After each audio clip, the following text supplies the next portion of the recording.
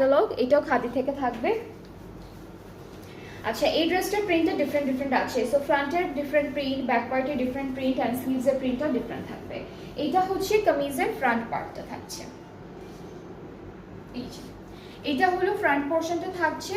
নেকে বিউটিফুল একটা এমব্রয়ডারি কাজ, কাজটা হচ্ছে coffee colour and black colour, দুইটা কালার কন্ট্রাস্টে হচ্ছে আমাদের এমব্রয়ডারি কাজটা করা।